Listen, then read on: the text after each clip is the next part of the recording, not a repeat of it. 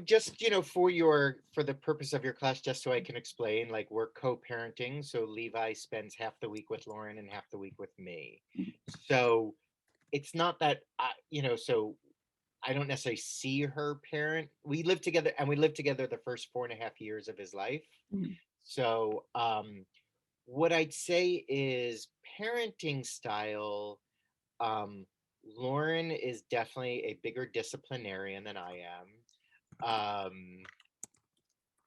But and Lauren also works with like she's a psychologist, she's a therapist, and her business is working with kids who are have problematic behavior or challenging behavioral issues, so ADHD and autism and anywhere on the spectrum and other things like that. So that's actually her business. So she really knows how to uh she brings that background into her parenting. Uh she's more serious, I'm more playful as far as that. Mhm. Also, um when Levi is here with me, it's kind of like he's an only child. Mm. So we're together and I'm in an apartment in San Francisco, so there's not really anywhere to escape from. So we just hang out a lot. We always are together. Where when he's at Lauren's house, he's with his sister who's just turned 10. He's 6.5. She just turned 10. So they play a lot together, and there's a lot more open space there. So I will say we're together a lot when Mhm. he's here, and he's more independent when he's at Lauren's house.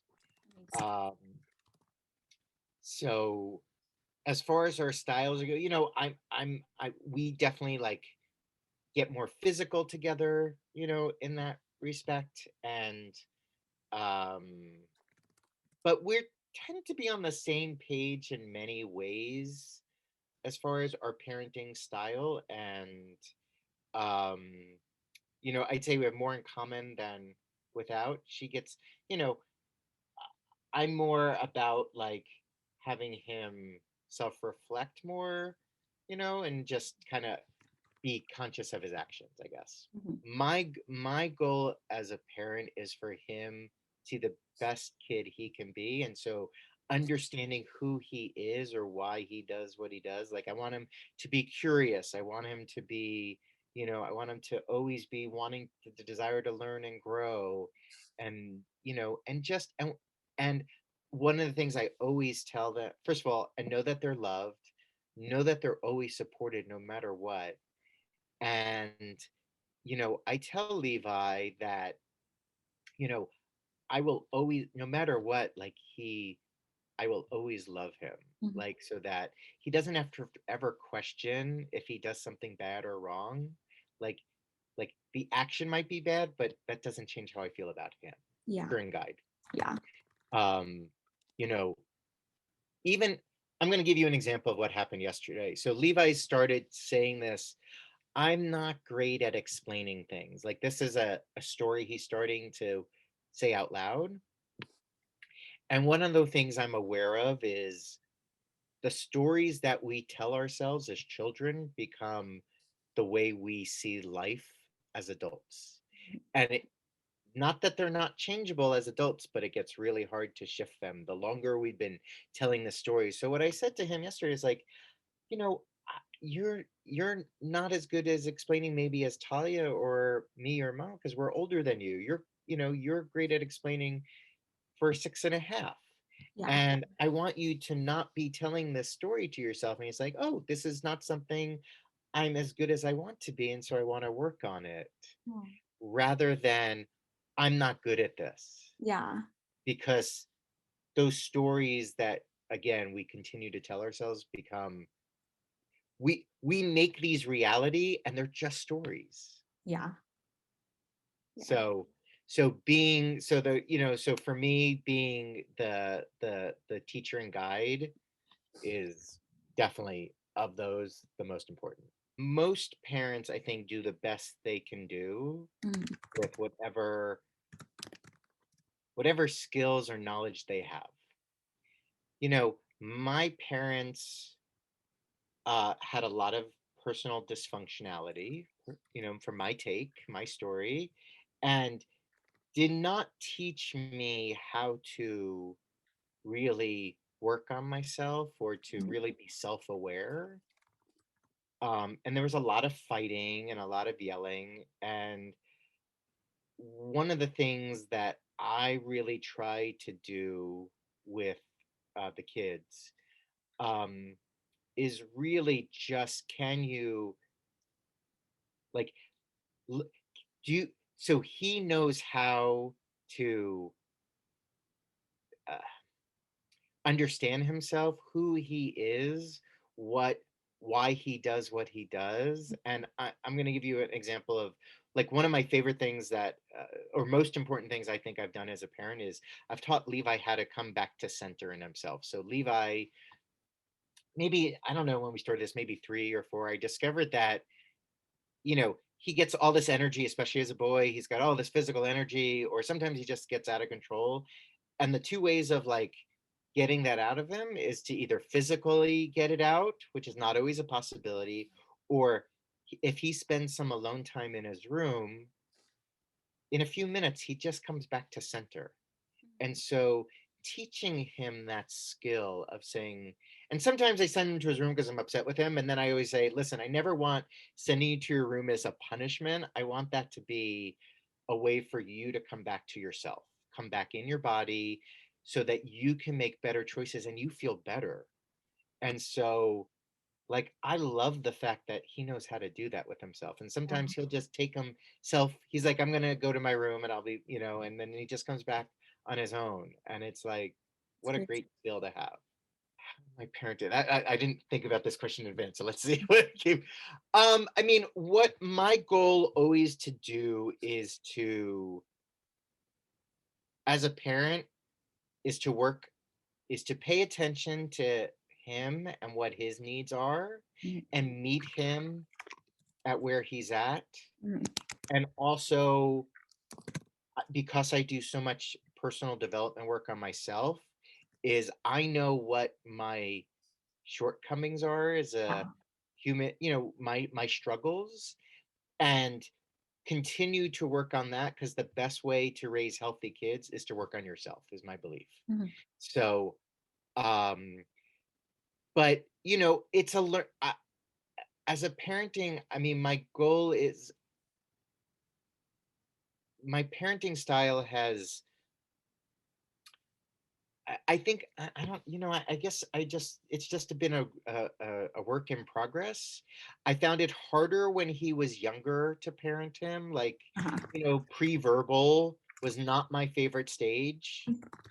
And so as after turning 2 and the more he develops, the more fun that we interact, but we're very close. Yeah. And we have a very tight bond Yeah. together. And so um but what I'm always trying to do is track him and seeing what he needs and then help bring that into his life. And They're siblings. So, they they play really well together until they don't. So, at some point always while so Talia comes here 1 day a week because she got her 2 moms, so she spends 6 days with her other 2 moms and 1 day here with Levi. So that's but so they play really nicely together and they have a lot of fun. But at some point, he will be a 6.5-year-old boy and get in her space and kind of cause challenges in that respect. And she gets angry with him when he does that. And, he's less good at respecting boundaries and Talia has a tendency go to more to get angry and get big. But in general, they get along really nicely. And one of the things that I always try to talk about is like learning how to be in relationship with one another Mhm. and being respectful of the other person. And so even just yesterday, I started trying to do a new concept like, oh, Levi, you have, because they're all about themselves. They're kids. Like their first inclination is my life, my world is me. And so less, but I'm like, Levi, you have your universe, and Talia, you have your universe. And it's great for you to do whatever you want in your universe as long as yours doesn't impact hers and Mhm. vice versa. And so just trying to learn how to build foundation for how to communicate and get along with one another, because that was not my experience of my childhood. Yeah. There was a lot of fighting that went on and not a lot of, oh, how do we come together? I asked him yesterday, and he has discovered chalk, so he's really enjoying playing with like doing chalk art like on the sidewalk and stuff. But he loves to do like kind of racing games, like physical. And as far as a board game is Blockus. I'd say is he loves learning things. So mysteries, right now he's able to read his own books now that he's in first grade. So he's reading like the A to Z mysteries. Oh, I loved Uh, them. and we did like a lot of the Magic Tree House books before that. But he loves doing anything that's like he watches a lot of like these shows on Netflix, like they're called like Brainchild or other shows like that where you're learning things, Mhm. and how we work. And even when we brush teeth, we do this podcast called Chompers, which is like it's a 2-minute podcast broken up into 30 seconds.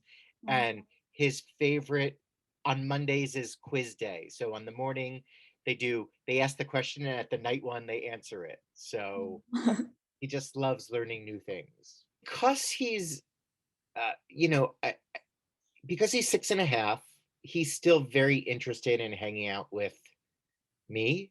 Mhm. And not, like he's not really gotten into play dates and hanging out with his peers. And in fact, what I'd say, if anything, developmentally, he's been less interested in his peers than interacting with his peers than I noticed his peers were since Okay. he's been in preschool. Okay. So, it's so we I'm grateful for the fact that the pandemic hasn't really negatively impacted him. Like he hasn't had any sort of loss of, I don't get to see my friends, I don't get to play with my friends. He is back to school in person. Okay. So they started back in mid-October, and then it lasted for like 4 weeks, and then when rates started going up again, they went back to distance learning, and he went back in mid-January to in person. And he definitely prefers in person learning Wow. than distance learning. But so I wouldn't say that there's been a giant impact socially with his peers, just because he hasn't had really, it hasn't for the most part been a negative aspect. He liked a lot of alone time. He liked a lot of adult time. So I'm grateful for that.